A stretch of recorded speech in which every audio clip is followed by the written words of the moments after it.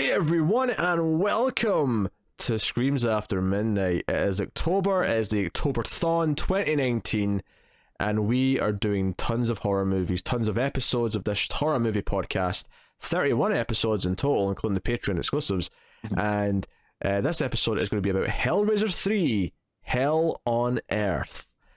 Which is exciting because we did Hellraiser 1 last October-thon. We actually did Hellraiser. One of the votes for last October was like first movies and franchises, and Hellraiser was picked.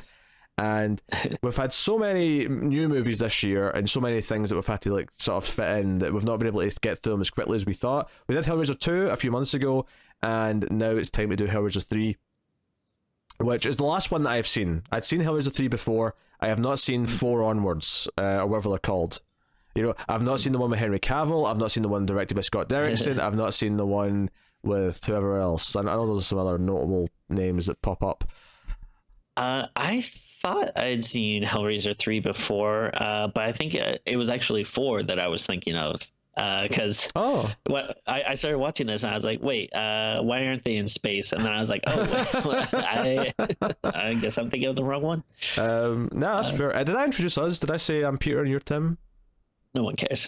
I think I did. I feel like I just glossed over it. Maybe I did. Maybe I didn't. I don't know. So yeah, this is directed by Anthony Hickox, who actually has another film that I really want to do on Screams at some point soon. Not that I've seen it. I don't want to say what it is, but I've heard I've heard insane things about a certain movie that he directed that I want to get to. But interesting. Hellraiser 3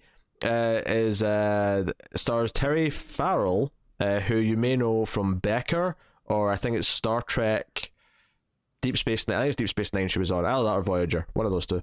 But she plays a journalist in this, a TV reporter, who's getting glossed over for the veterans and the men, and she wants a big case. We also have a character named Terry, played by Paula Marshall, who is kind of this goth chick whose ex-boyfriend's this douchebag who owns one of the weirdest places I have ever seen in a movie. It is a rock nightclub as well as a fine dining restaurant as well as his apartment. It is... I can't even begin to fathom the architecture and the planning that went into this place. It was the 90s, baby. Isn't it? It's 1992. This is the first Hellraiser movie from the 90s. So, yeah. Where we begin? Obviously, we'll start spoiler free. I should mention that. Spoiler free, and we'll get warning in the middle before we get to spoilers. Like I say, the premise is basically just this douchebag, the boyfriend, JP, his name is. I started calling him JP Loveshaft because he's always talking about sex, and he buys this pillar. It's the pillar that happens. I mean, mild spoilers for Hellraiser 2. Pinhead and the other Cenobites end up in this pillar, the Pillar of Souls, which this guy buys from like a dealer, and it's clearly this creepy dealer who knows what he's selling. But this guy's like, no, I want this. And he has it in his apartment, and obviously eventually some blood gets on there, and then it starts wanting to feed on people, and then ultimately Pinhead gets released, and that's kind of what's going on. Meanwhile, Terry Farrell's character Joey, along with Terry, who she teams up with, are looking into what it might be, what's going on, because Terry witnesses. Sorry, this is confusing because Terry Farrell plays Joey, but the other character's called Terry, so I'm kind of confusing myself. But Joey witnesses this insane thing at the hospital. This guy comes in and dies, but he dies with like chains coming out of him, kind of Hellraiser style, and then eventually his head explodes. There was that moment where I went, you know what, this movie might be alright, because that head explode scene was fun. And yeah, so they're looking into that, and there's a brief cameo from Ashley Lawrence from the previous movies via videotape, but other than that, it's very disconnected. The Doug Bradley, how much who plays Pinhead, is like the only real actor who's like back properly to like be in the movie.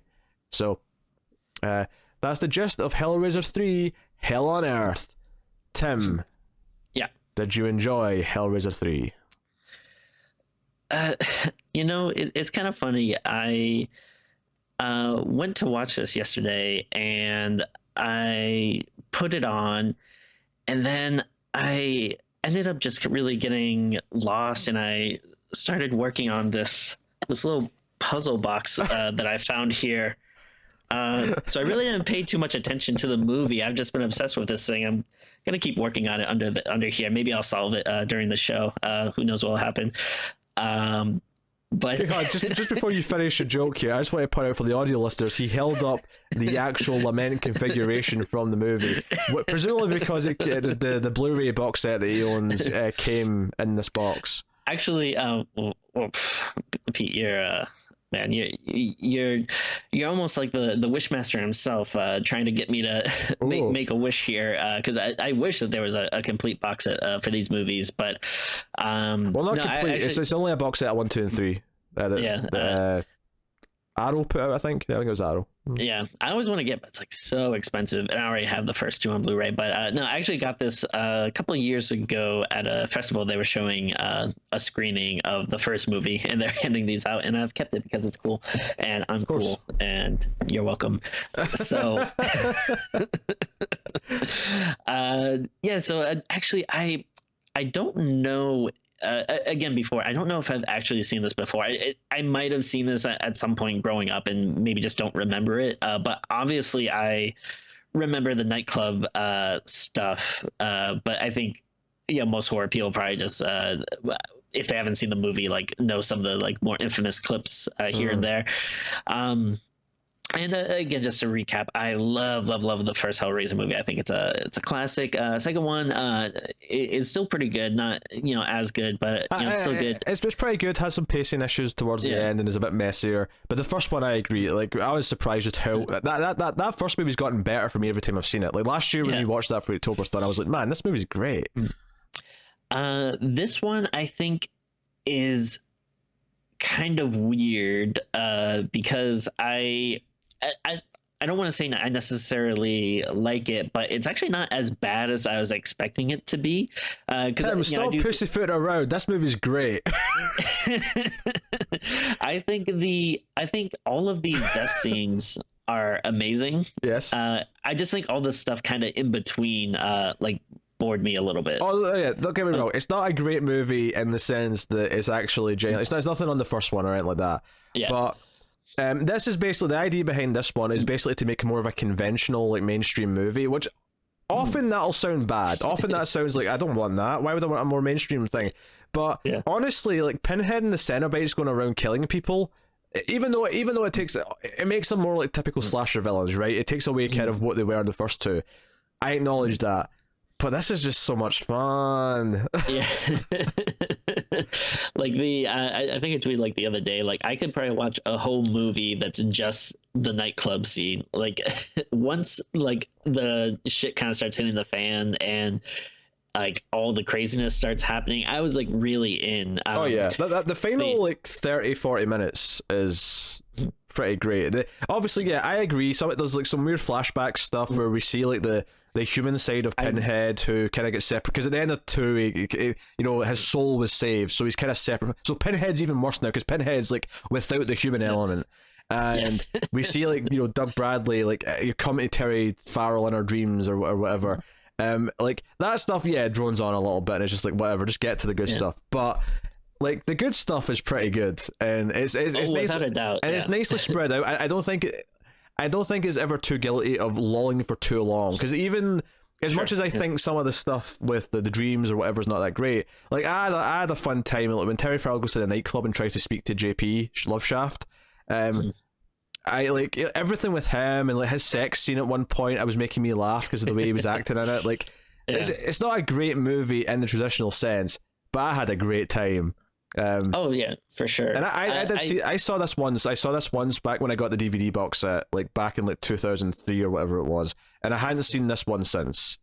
And surprised. Yeah, I had bought, and specifically for this show, because I know we're going to be doing all the Hellraiser movies, but like, yeah, I already had 1 and 2 on Blu-ray, and unfortunately, they don't have a nice Blu-ray box set. But when I was at a store, I saw they had. One of those kind of like cheap DVDs that's like 6 films in one. They had that for like Hellraiser, so they had like it's Hellraiser 3 through whatever 8 or 9. Is this on one disc? It's 2 discs, and then it's like those like like they had those like, at least I'm pretty sure it's just two. Maybe there was a third one, but those like like just completely reflective discs, and it's just like side A. Oh, double-sided discs. Yeah, yeah. So it's like that's what they call it. Double-sided discs. Well, whatever. I don't. I hate those because then I always forget like which side is which, and then. But the thing that was really bothering me is I was having trouble hearing a lot of it, and then like I kept trying to turn the TV volume up, and then it was just one of those things where it did feel like maybe this is like a 90s thing where you have like a lot of actors that like they talk very softly when they're not like screaming or angry or whatever.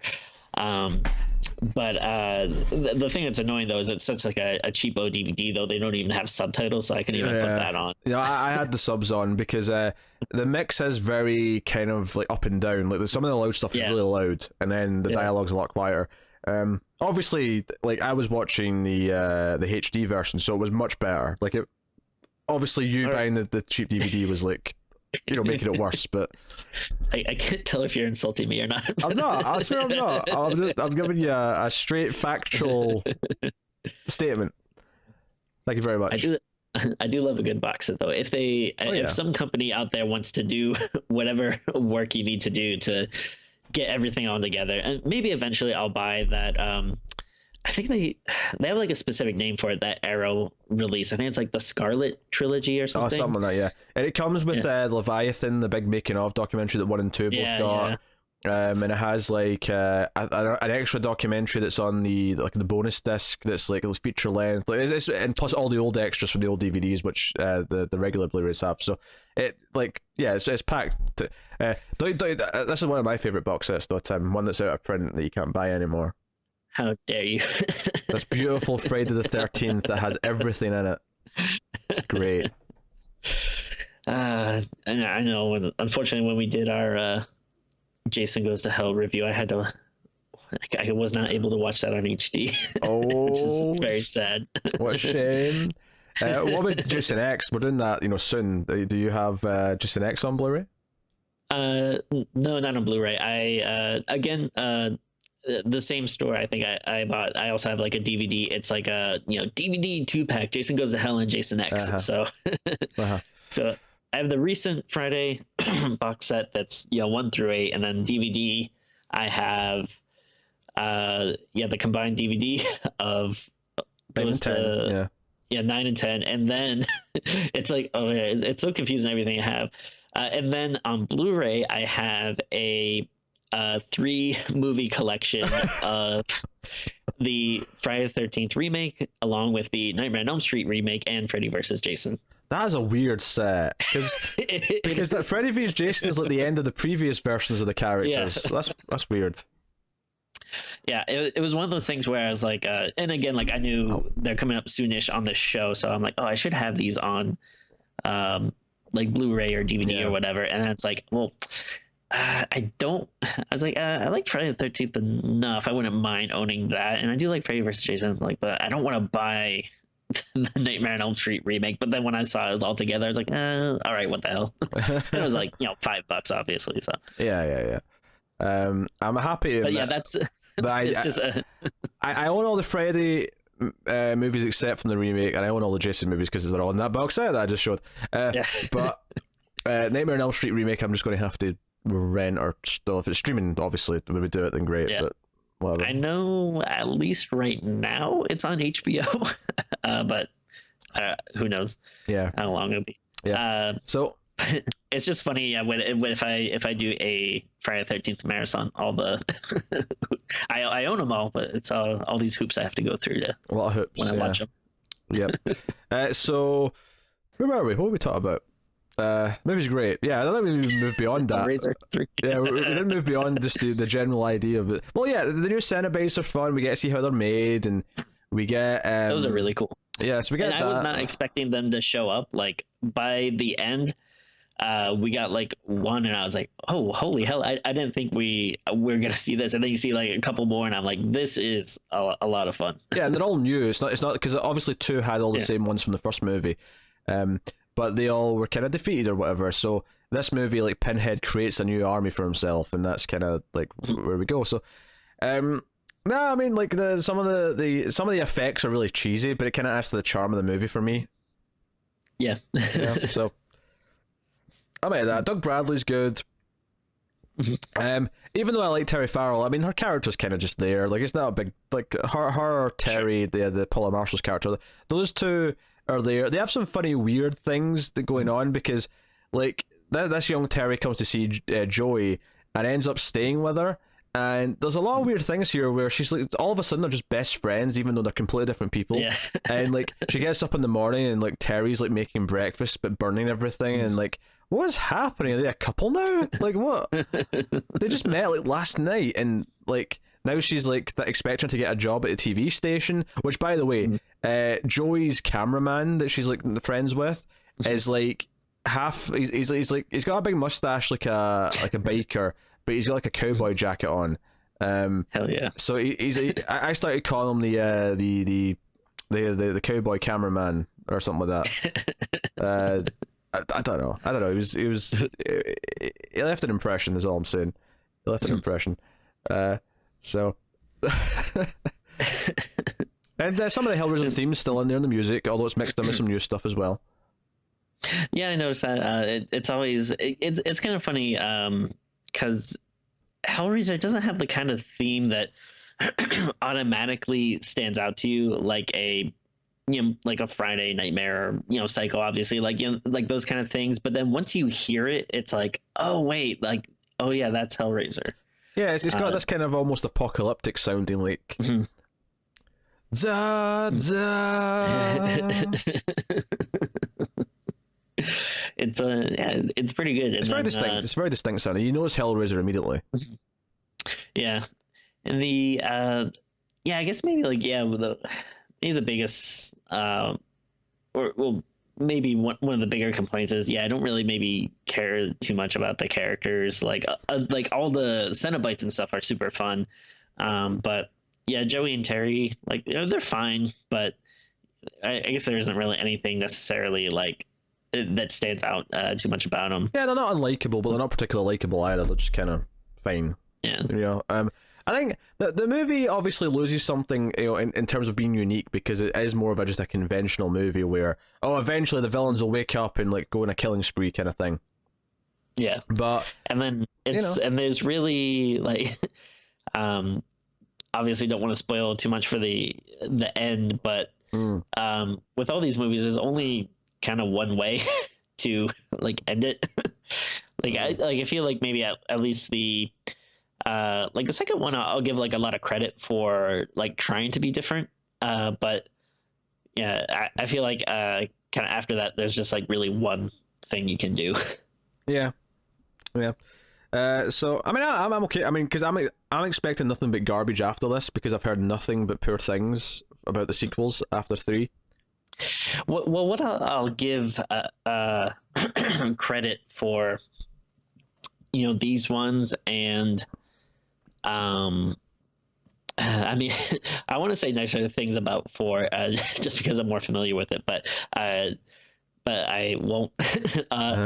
But I feel like Hellraiser especially is notorious for doing the sequel thing where they just take scripts that are completely unrelated, throw Pinhead in there to keep the license, and that's it. And then I don't know if that necessarily started with 4 or if it's maybe like more around like 5 or 6 when they do that. But as the further they go on, I think it's more and more obvious that that's what they're doing. And I haven't seen all of them, so I'm actually excited to go through the franchise, even though I know a lot of it's going to be bad. Yeah, all 10 of the bloody things, yeah. Oh, dear. Yeah, I'm expecting some absolute trash after this. So I'm actually happy that 3 was a lot more fun than I remembered it being. It's got some great effects moments. I mean, some of the visual effects are a bit rough, but some of the gore effects are quite fun. Definitely, yeah.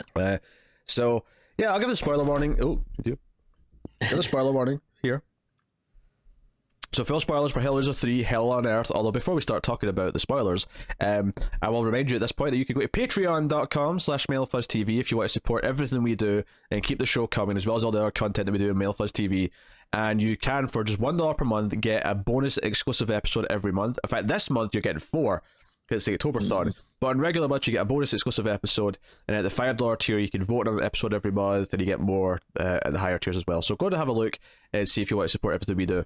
For as little as $1 per month, and every dollar does count, so you don't have to feel like $1 not enough. $1 is amazing if you want to go deep into that. So, so let's get on to spoilers then. Let's talk about the juicy scenes that we want to talk about. So we mentioned the head exploding at the start of the hospital. And that was I think like similar to you. I wasn't like really expecting much, but when I did see this opening scene, I was kind of like, okay, I can get into this. Like, this could be fun. This may be all right. Yeah. And it's not long after that where Terry Farrell goes to the club, and I was commenting on the weird, like, what is this, a nightclub, a restaurant, an apartment? It's all three. And like, it sets up the plot, and they team up, and of course the main thing we really want to talk about is the gore and the horror stuff. And this JP Loveshaft, he puts his hand in a hole in the pillar at one point, and it gets bit by a rat, and he starts waving his hand around, and some blood hits the pillar, and it kind of soaks it in, and it's like, oh, the blood's going to awaken it. But the real thing that happens is that he eventually picks up someone in the club, right? Someone very convenient for him to pick up chicks, right? Where he's living like above the club. He's just kind of like, oh, come up with me to the bed. But maybe that's why this place exists, because maybe he's just like, I don't want to have to drive to a club and then to a restaurant and then back home. Let's just put them all in one place. Sure, the restaurant would be first, typically. Sure, you'd have dinner before the night of clubbing or whatever you do. Sure. But he's having sex, and I have to comment on this sex scene because he basically is doing this thing where he's in the missionary position, sort of up straight, and he's kind of like doing that. But when he finishes, he does this thing where he puts his arms out like he's Jesus, when he's climaxing, and he's like, oh, and it's just, I don't know, it really made me laugh.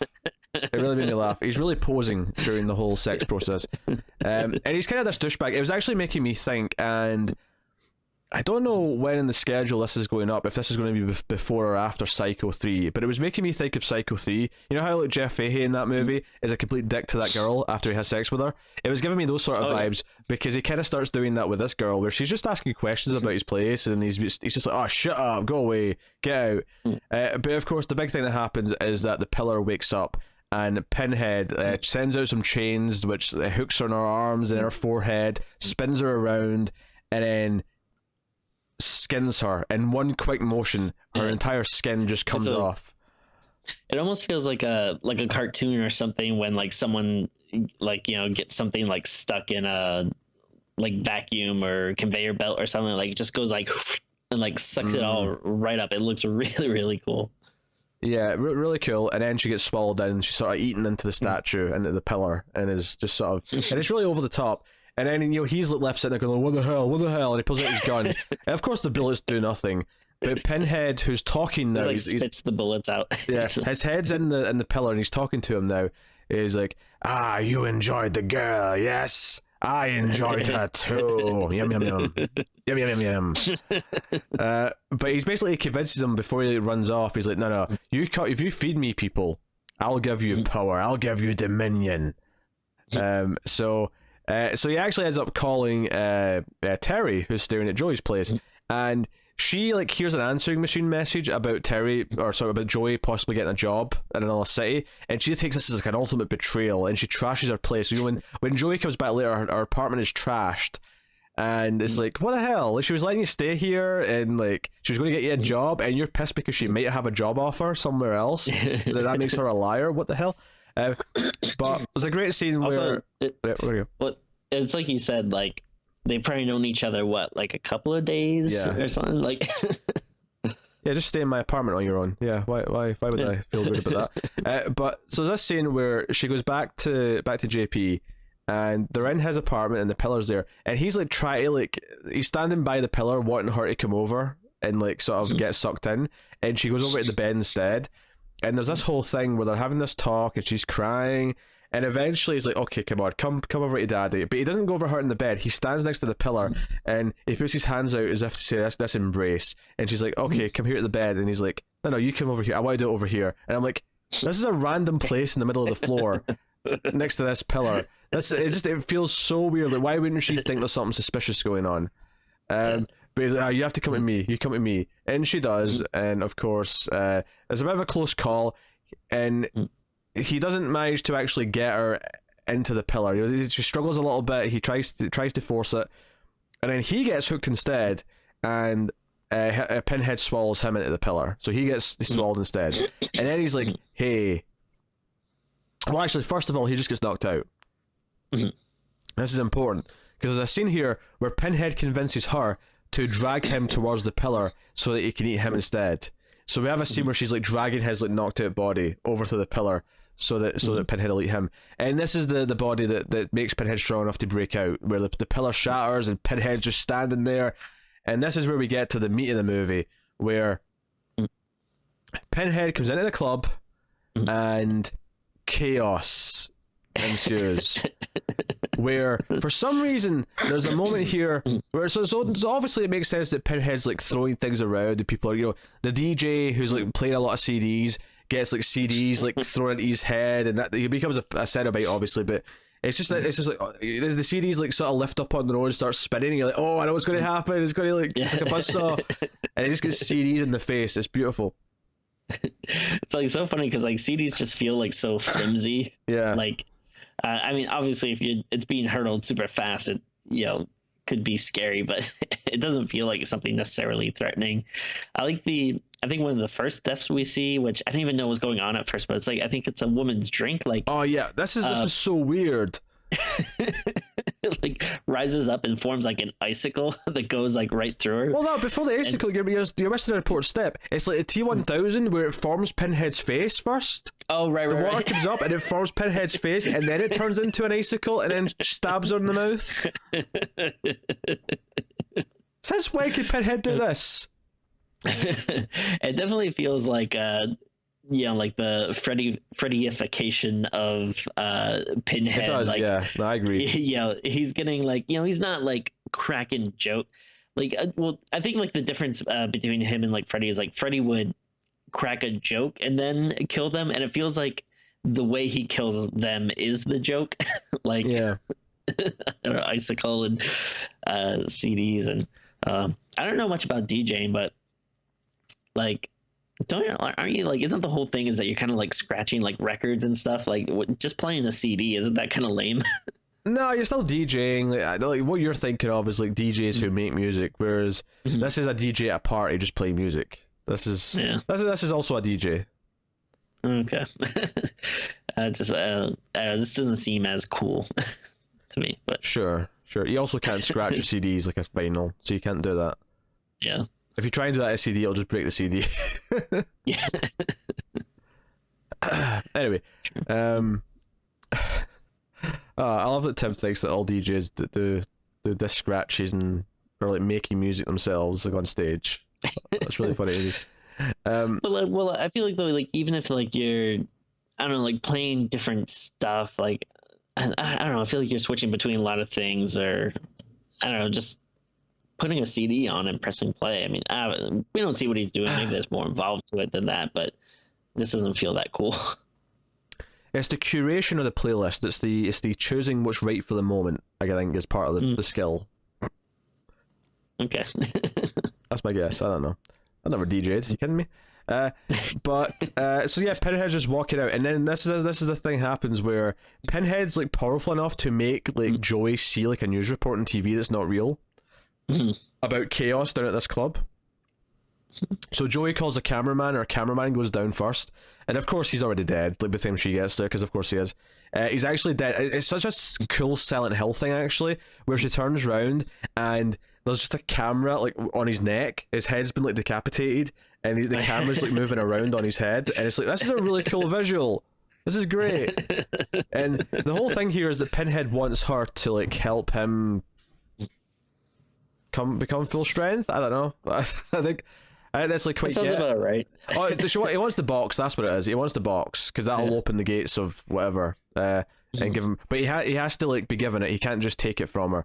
She has to hand it over. So it becomes this like case of like trying to torment her. For some reason, Pinhead's like set up like a whole room full of candles, But that doesn't seem like Pinhead would take the time to do that, but yeah, whatever. Yeah. So this is where he like starts like, okay, well, I'm going to torment you until you give me over then. So this is when like other Cenobites that he's created start appearing, and she ends up like running down the street. There's this whole big set piece where she's going down the street and like several Cenobites are chasing her. One of which is CD Man, who's got CDs sticking out of his head, kind of information. One's the camera guy who has like a lens where his eyes should be and feels very sort of like techno. What was the third one in this scene? Ah, damn, I can't remember. What? Is it a flamethrower, right? I believe there's that. There's a lady with just like a cigarette sticking out. Well, that's not this scene because that's Terry, okay. who shows up later. Okay. And then there's a flamethrower guy, and then there's like the bartender. Oh yeah, who throws booze or gasoline. Well, gasoline. Yeah, which we know because the cops deliver this female cop who's standing there. Because eventually some cop cars show up and they're standing there with the shotguns, and this gasoline hits like the other guy, the other cop, in the arm, and she just stands and goes, "Gasoline!" I can't mimic it. The line delivery is so amazingly bad. It's beautiful. It's a thing of beauty. It's great. And then the subtext of it is, "Hey, gasoline, let's stand here and not run away." Yes. Yes. They just stand and wait to be set alight. There's no movement whatsoever. It's something else. It feels very strange because it's like a wait. Do we know where this is? Is it Los Angeles or? I don't know if it's set in Los Angeles. It's funnily enough, as I was watching this, I was streaming as I was watching this, and someone checked it was shot in North Carolina. Oh, okay. Is it set there? I mean, I don't know. Maybe, but like it feels like it's supposed to have like a very big city vibe, but then like when she's like running, it's like the streets feel so deserted, and then even like when these cops come up out of nowhere, it's like it's still just like two cops and like what looks like a very big like city street. Yeah, the street's really big, but yeah, it feels like they don't have and because I was actually debating with what the viewer actually about whether or not this was a real street or a backlot. And I didn't think it was a backlot because I know there's like a fake look to backlots that I can kind of usually spot, especially in older stuff and in TV shows. And the street looks so real, and especially because, as you say, by the time you get to the cops, you can see right down the street. It is a long ass street, so it's very clear that it's real by that point. But we were debating it because some of the storefronts were clearly fake because they wanted to blow them up and like have Cenobites like jump out and stuff like that. So obviously they put in some of their own. Thanks, Kat, for shaking the whole camera. But they'd obviously put in their own like storefronts that they could blow up and things like that. In fact, one of the things that I'd mentioned specifically is that one of the Cenobites comes through like a brick wall, and the bricks look so light and fluffy, like the shake when he comes through, and I'm like, yeah, those aren't real bricks. What are you trying? What are you trying, movie? I ain't believing it for a second. But yeah, so yeah, I mean, what else really happens here? She kind of keeps running. She eventually gets like a construction site, and before that, she runs into a church. Oh, you're right. Yeah, because Pinhead kills the priest. You're right. In fact, actually, we've skipped over my favorite part of this whole thing. My favorite part of the whole thing is she's chased at one point by electric water. There's like a fire hydrant that's burst, and one of the Cenobites like either has electric power or like pulls the power cables from somewhere and electrocutes it. So she's literally running down the street from this water that's running after her that's electrified. It was really silly but great. Yeah. So I wanted to mention that. But yeah, priest, yeah. Yeah, that seems like a lot of fun. And then this whole church thing, it seems like very unnecessary, but I still find it a lot of fun. Basically seeing like Pinhead torture this priest. Like she runs in there and there's she's like babbling to this old priest, and then when Pinhead comes in there, he tries to fight him, and again, some like cool special effects there. Like he holds out his cross and the cross just like melts into his hand as if it's like hot and like melt. Hot water. It's not just that it melts, it's hot enough to melt, so it like burns his hand and it's like all over his hand, and he's like, oh yeah. And then like he does this like gross like communion with the priest where like he makes him like eat part of his flesh. And then it's like it's very weird and feels like kind of like pointless in regards to like all the other stuff that's like going on in the movie, but I kind of like just how crazy it is. And I mean, maybe part of it is showing like how like godlike Pinhead wants to become, because he's kind of making himself like look like Jesus, and he's like giving him like taking his pins out and putting them in his hands like like he's being crucified and stuff. So it actually ends up being like a really cool scene. Yeah, honestly, once Pinhead's in the club, like everything from that to the end, more or less, is pretty great.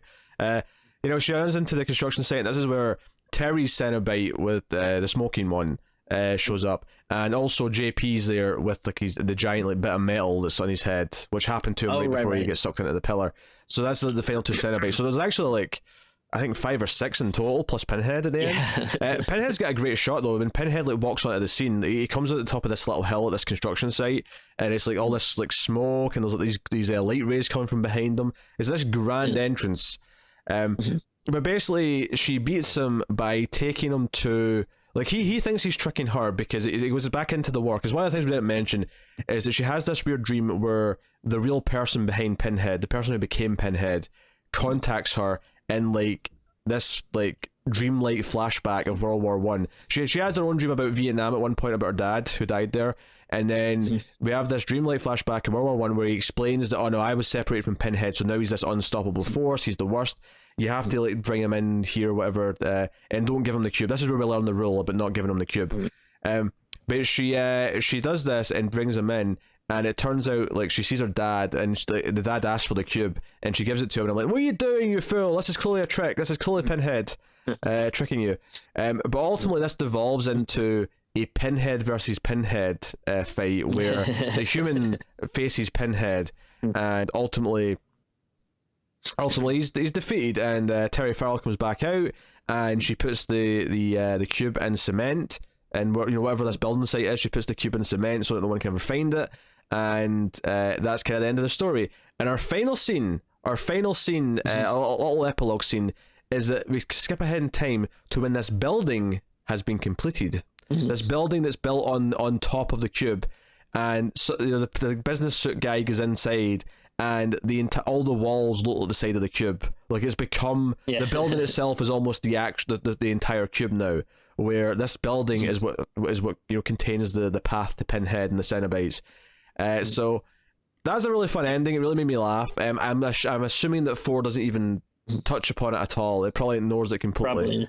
But I do like the ending. So fair play. The stuff with the real Pinhead inside the dream world and inside the TV and whatever. Like that's whatever. That's just it's there. It's fine.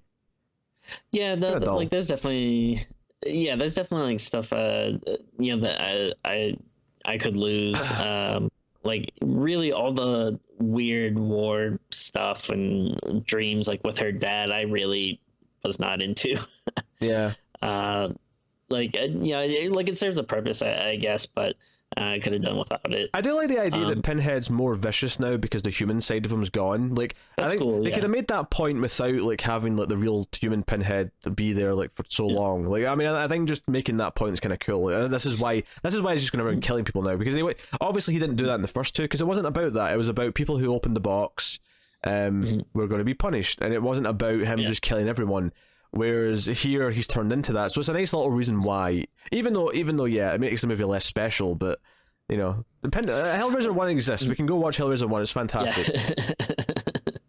No, definitely. It's cool. And it kind of reminds me of like the Spectre. Like remember when around the time like Infinite Crisis when he didn't have a human host and he was just going crazy. Okay. And yeah, I can see what you're saying. Yeah. But no, that's cool.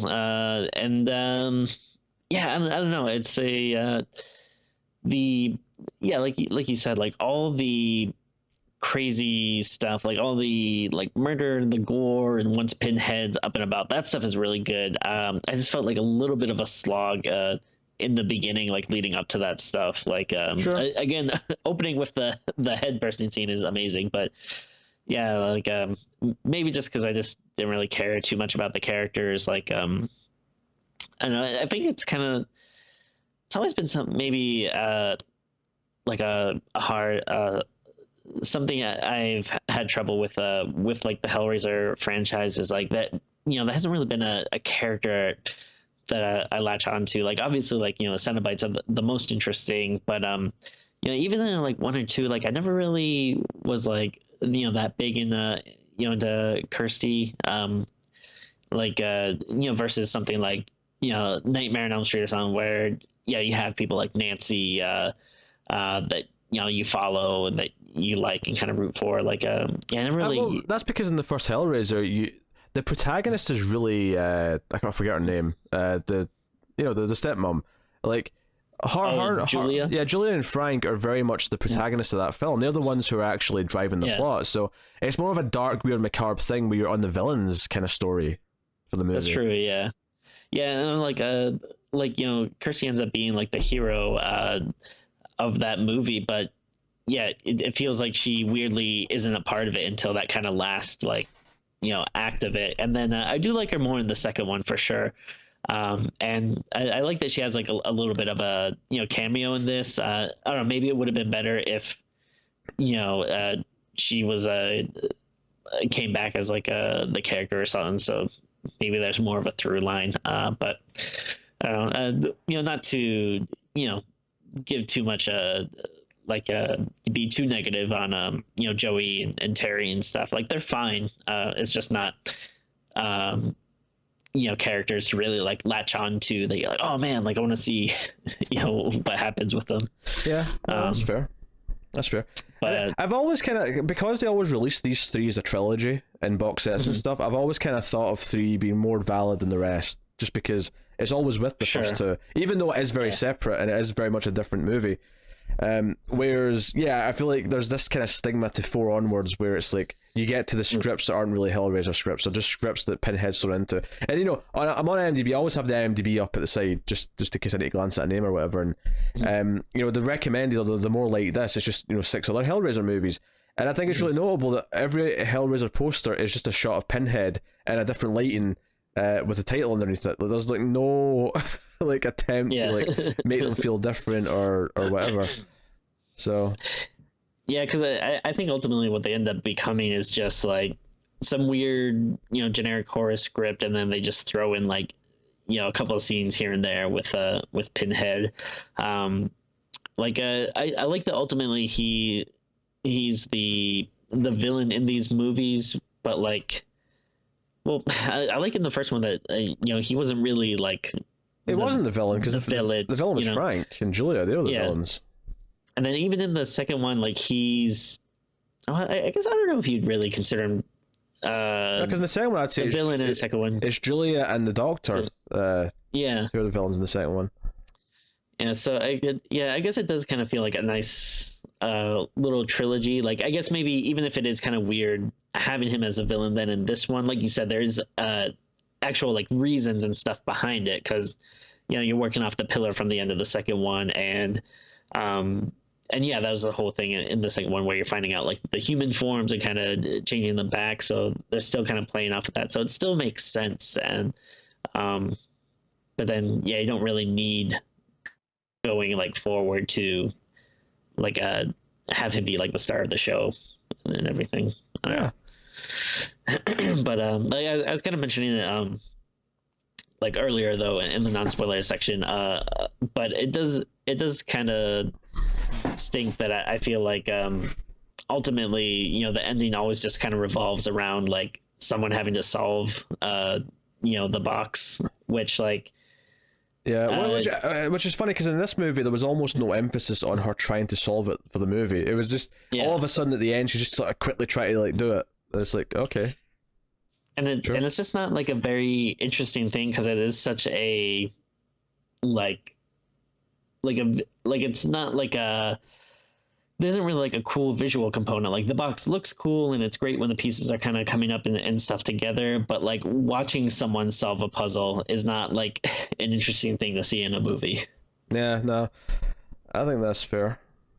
I think it's interesting that even the first movie has Pinhead on the poster, even though maybe they didn't know at the time that Pinhead would become this iconic character. I wonder whose choice that was. I wonder who said, hey, this is the character we should have on the poster, not one of the other Cenobites, not the human characters or anything like that. No, we're going to put this Pinhead. This is going to be the poster as this character.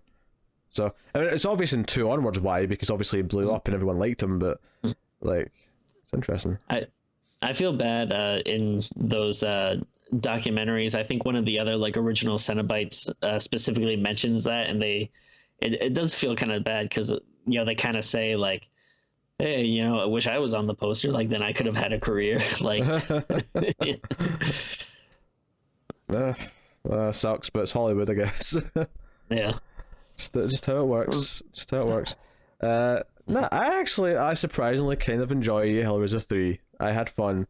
Not perfect. It's got a lot of flaws, and it's not it's not a good movie, but I had kind of a great time with it because it is kind of insane in places and has some fun deaths and fun character designs and just really good hokey fun. So, Tim, I'm going to ask the question: what are you going to rate Hellraiser 3: Hell on Earth? I'm gonna give it a 6.5. It's like you said, it's a lot of fun. Not necessarily the greatest or best made film, and again the biggest issues really are probably just kind of like the like first half of the movie before we kind of get into all the craziness. There's just points where it just kind of slogged down and a bit for me, but I mean, other than that, though, I can't emphasize enough just how crazy and fun it gets once like the stuff starts happening. So maybe if there's a little bit more of that throughout, I could give it slightly higher. But I mean, 6.5 is still like pretty good, especially for something that's maybe like a little like cheesier. But I was actually surprised as well about how much I dug this. Yeah, I'm actually going to go slightly lower. I'm going to go with a straight 6. But it's a very enthusiastic 6. Like, I had a blast with this. I'm giving it a 6 because, I'm acknowledging that it doesn't really have good characters and there's not much of an arc and, like, all the things that make a movie. But I had good fun. This is, like, I feel there's a lot of 6s out of 10s where, like, I can't go any lower than that because I had fun. And it's because I was rating this for myself, like, yesterday on Letterboxd. And, like, I was rating it right after I was rating another movie we watched for this weekend. And I was like, I can rate it the same as this movie because I enjoy Hellraiser 3. I want to watch it again, even though the rating's quite close, so I had to go a little bit higher with it. And I'm like, yeah, it's a solid 6, fun 6 that I would happily watch again. Also, I almost did like a Bane line a minute ago, and I just want to see if I can do it in a mug. I want to see if I can do the effect. The fire rises! Oh, that's not bad, actually. You think darkness is your ally? You really adopted it. I was born in it, molded by it. By the time I saw light, I was already a man. That's actually quite good. That's even better than I can. Oh. Yeah. Sorry. Yes, Batman. We are coming to Gotham, and we will show the people the truth. That you are a false prophet. I'm Bane.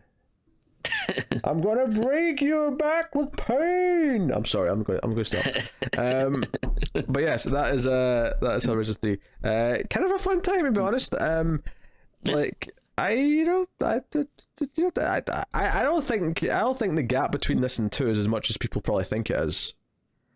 No, I think that's what was really surprising for me because I hear I think kind of the general consensus is like obviously people love the first one but then there's a lot of people that really really like 2. I think some people even rate it a little higher. Yeah, which I think is like a little surprising because I do like 2, but I think it's not like a perfect movie by any means. But I was expecting like a big drop off, and I was surprised like, oh no, this is actually like, still like really fun. It's definitely a sequel, right? It's not like anything groundbreaking. It's a sequel, but it's a fun sequel.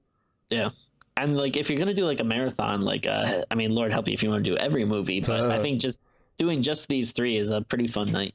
Yeah, I agree. So that is Hellraiser 3, and we will be back likely tomorrow with another episode of Screams After Midnight. Although if tomorrow's a Saturday in October, then it'll be a Patreon exclusive episode, so know that. You can get that for $1 per month over at patreon.com/MailFuzzTV. I'm hearing cats fighting outside the door, so I'm looking over. But that has been the episode. That's been the movie review. You can, of course, let us know what you think of the movie in the comments. You can like and subscribe. You can also, of course, go to Twitter and follow us at Screams Midnight for our Twitter ramblings.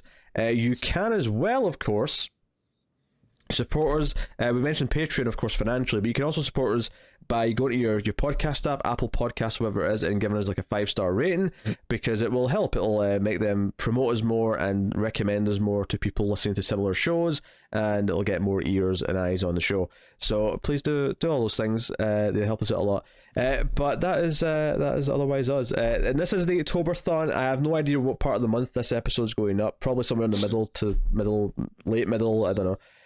But hopefully you've been having fun. Hopefully you're looking forward to more episodes coming. And remember that if this is before the 20th, you can still submit your top 25 or top 50 horror movies to mftvquestions@gmail.com and just get them in the nick of time for the top 50 horror movies as voted for by you guys, by the Screams After Midnight community. So thank you very much for taking part in any and all that. We love you loads for it. Are you feeling good, Tim? Yeah, I'm okay. Good. This is like the 13th one we've recorded. It's not necessarily the 13th one that'll go up though. But we're deep in the Octoberthon grind of recording episodes. So anyway, we will see you guys tomorrow. So thank you very much once again for watching or listening. We always appreciate it. Have a happy rest of October. Have a happy Halloween, and keep watching scary movies. We'll see you next time.